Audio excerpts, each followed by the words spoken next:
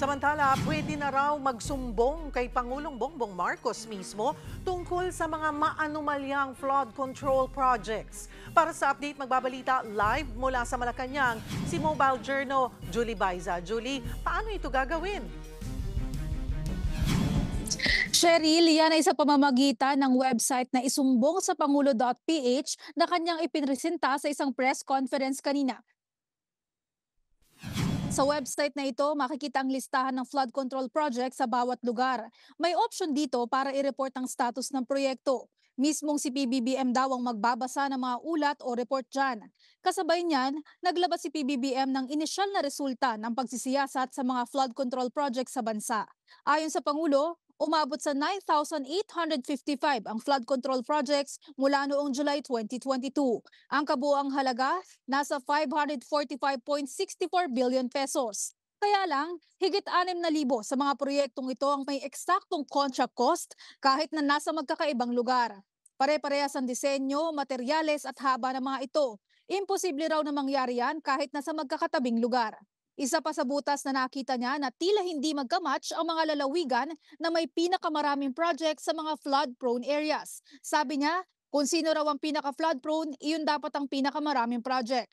Sa tala ng pamahalaan, nangunguna sa may pinakamaraming flood control projects ang Bulacan. Sinusundan niya ng Cebu, Isabela, Tarlac at Pampanga. Pero ang pinaka-flood-prone o bahaing lugar sa bansa, ang Pampanga. Sinusundan ng Nueva Ecija, Pangasinan, Tarlac at Bulacan. Isa pa sa tinukoy na problema ng Pangulo o disturbing assessment, 20% ng higit 500 bilyong proyekto napunta lang sa 15 kontraktor. 5 sa mga kontraktor ang may proyekto sa halos lahat ng rehiyon sa bansa. Aminado rin si Pangulong Marcos na baka masangkot ang pangalan ng ilang malalapit sa kanya. Pero ang mananaig daw, ang interes ng taong bayan. Bukod dito, nagsalita rin si PBBM sa ulat ng panibagong insidente ng pambobomba ng water cannon ng China sa barko ng BIFAR sa Bajo de Masinloc. Kailanman, hindi raw niya iuutos na mag-back out ang mga ito. Pakinggan natin ang pahayag ng Pangulo. We have never instructed any of our vessels to back out. Thank you, sir. Never. But we have to always, when we do not back out because natakot tayo, umatras tayo.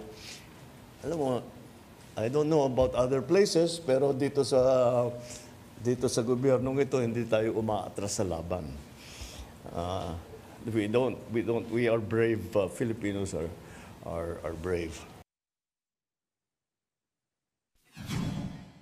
Cheryl, sabi ng Pangulo, hindi gusto ng sino man ang gyera o gulo. Ginagawa lang daw nila ang tungkulin sa taong bayan at sa bayan. At hindi raw nila titigil na gawin ito. Cheryl? Julie, balikan ko lamang yung ito ngang isumbong sa pangulo.ph. Ano? At sabi mo nga, nag-ulat siya na may mga pauna ng mga detalye na nakita niyang mga may irregularidad. Kailan daw siya maglalabas ng pangalan? Cheryl, actually kanina tinanong na nga namin kasi may mga lumabas naman na pangalan na idinadawit, mga sinasabing contractor. Pero sabi ng Pangulo, kaka-release lang daw kasi ng website kaya hindi pa pwede nga magtukoy ng pangalan. Ayaw din daw niyang maglabas basta ng pangalan at kailangan maging patas.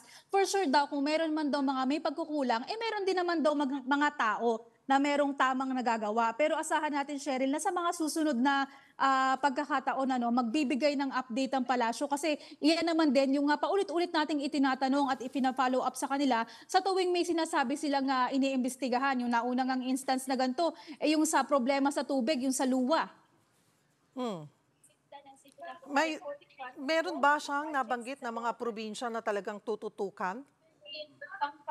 Sa ngayon, Cheryl, yung sinasabi niya ay yung discrepancy nga doon sa mga probinsya pero possible nga na ilan sa mga pinakatutukan yung may pinakamalalaking proyekto. Kabila nga dyan yung NCR. Understandable naman daw yan pero kailangan nga ding tingnan kung magmamatch nga yung mga projects kasi gaya nga ng nabanggit kanina, Cheryl, doon sa more than 9,000, more than 6,000 yung pare-parehas yung disenyo, yung pare-parehas yung contractor at kaya hindi nga daw medyo imposible. Talagang imposible daw na mangyari yun. Kahit na magkatabing barangay pa yan, hindi pwedeng magkaparehas yung disenyo ng flood control projects dyan. Alright. Maraming salamat, Mobile Journal, Julie Baiza.